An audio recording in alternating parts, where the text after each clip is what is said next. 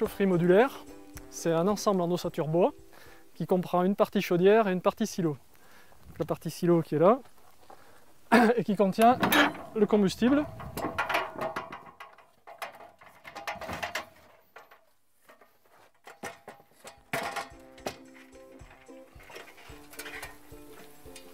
Donc, qui contient 40 mètres cubes de bois déchiqueté.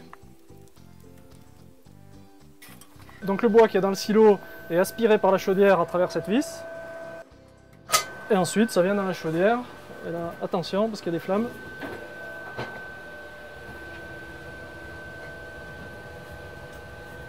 Donc ça chauffe de l'eau.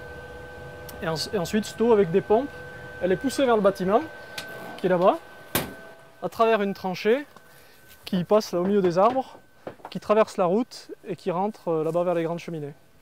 Donc, au bout du réseau enterré, on rentre dans le bâtiment du client, le bâtiment à chauffer, et on arrive sur un compteur qui permet de mesurer la quantité de chaleur que nous délivrons avec notre chaufferie modulaire. Donc pour une chaufferie de 100 kW, on livre 200 MWh annuels de chaleur à haute qualité environnementale. Et donc ça permet de remplacer 20 tonnes équivalent pétrole et de ne pas émettre dans l'atmosphère 60 tonnes de CO2 fossile par an.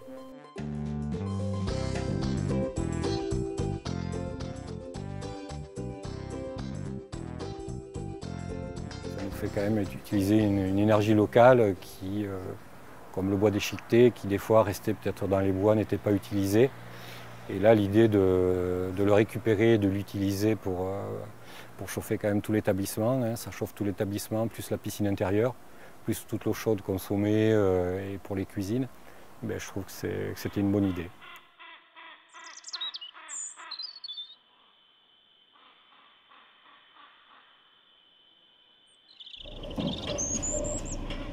L'objectif des chaufferies modulaires, c'est d'arriver à collecter du bois, du petit bois, pour permettre au reste du bois dans les forêts de se développer.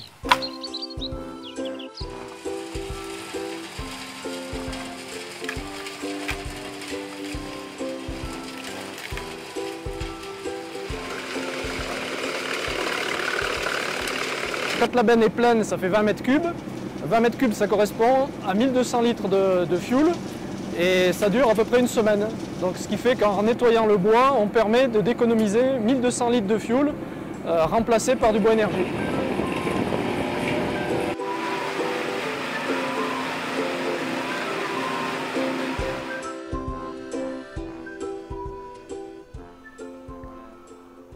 On essaie de mettre en place une pratique beaucoup plus progressive dans l'exploitation forestière pour faire qu'il y ait toujours de la végétation et faire que les arbres en fait se reproduisent par eux-mêmes.